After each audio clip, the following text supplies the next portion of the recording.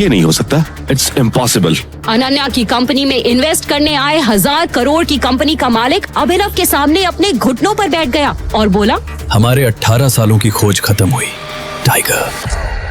क्यों एक मामूली से डिलीवरी बॉय को इन्वेस्टर्स टाइगर बुला उसके सामने घुटने टेक बैठ गए? ऐसी कौन सी दुश्मनी थी जिसकी वजह से सनी ने अपनी ही बहन के चरित्र पर इतना बड़ा दाग लगाया? क्या अभिनव का कोई राज था? क्या होगा जब अनन्या के सामने खुलेंगे सच के भयानक पन्ने? आखिर कौन है टाइगर?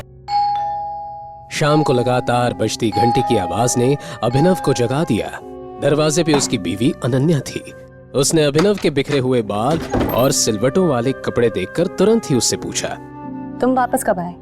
क्या तुम पूरे दिन से घर में सो रहे हो? नहीं, मैं तो दोपहर को आ गया था। वैसे तुम्हें तुम्हारे भाई का कॉल आया है क्या आज? नहीं तो वो मुझे कॉल क्यों करेगा? लगता है सनी सिंह अभी भी मेरी बात को सीरियसली नहीं ले रहा है। अरे नहीं, मैंने तो बस वैसे ही पूछा। अपने भाई का नाम सुनकर अचानक से अनन्या को याद आया कि उसके भाई ने वीआर ग्रुप के साथ सिंह इंडस्ट्रीज के कॉर्पोरेशन का सारा मैटर चिराग के हाथ में दे दिया है। यही सोचकर अनन्या को अंदर ही अंदर बहुत गुस्सा आ रहा था, लेकिन उसे इस बारे में अब और नहीं सोचना था। फिर अचानक अनन्या को याद आया कि कल की रात अभिनव घर नहीं लौटा था। उसे अभिनव पर शक हुआ और उसने पूछा, कल रात तुम कहाँ थे? वो मैं कल अपने पुराने दोस्त के घर पे गया था। बात करते करते लेट हो गया तो वहीं सो गया था। पुराना दोस्त मिस्टर अकरम होटल से फायर किया होना? अनन्या अभिनव को घूरने लगी। उसे यकीन नहीं हो रहा था कि अपने फटीचर पति की दोस्ती शहर के सबसे बड़े बिजनेसमैन और माफिया किंग अकरम से भी है। हाँ, तुमने सही पहचाना। हालांकि मैं ये नहीं जानती कि तुम मिस्टर अकरम को कैसे जानते हो, लेकिन अगर तुम मुझे बता रहे हो कि पूरी रात तुम मिस्टर अकरम से बातें कर रहे थे तो मुझे इस बात पर बिल्कुल भरोसा नहीं है।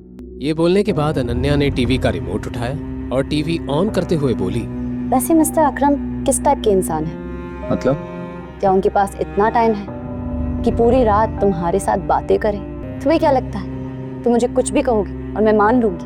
एनीवे, मुझे भूख लगी है, मेरे लिए कुछ खाना बनाओ। अभिनव अनन्या के लिए उसका फेवरेट पास्ता बनाने की तैयारी करने लगा, लेकिन तभी दरवाजे पर दस्तक हुई और हरदेव सिंह भी घर लौट आए। अभिनव को देखकर हरदेव सिंह ने हमेशा की तरह अजीब सा रिएक्शन दिया और सीधा अनन्या के सामने चिंतित होकर बैठ गए।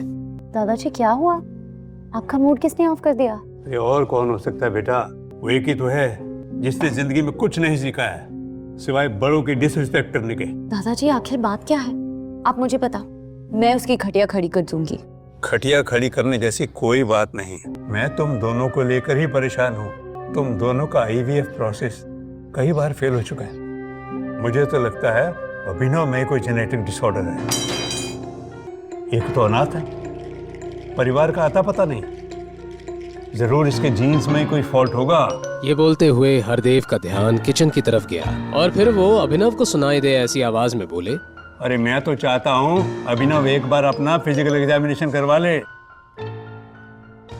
अरे मैं तो तुम दोनों का भला ही चाहता हूँ, और क्या। दादाजी आप इतनी स्वीट हो, पर क्या हम इस मैटर को थोड़ा साइड में रख सकते हैं अभी के लिए? वैसे ही मेरे सर पे काम का इतना लोड है। अभी मेरी कंपनी फाइनेंशियल क्राइसिस से बाहर निकली है। मुझे अभी कंपनी पे ध्यान देना है, ना कि बच्चे पे। बेटा तुम चाहती हो कि मैं इस बात को साइड में रख दूं? अरे 2 साल से ज्यादा हो गया तुम्हारी शादी को। कई बार तुम्हारा IVF प्रोसेस फेल हो चुका है, उसके बाद भी तुम जल्दी में नहीं हो। अरे लोगों को जवाब मुझे देना पड़ता है, ताने मुझे सुनने पड़ते हैं।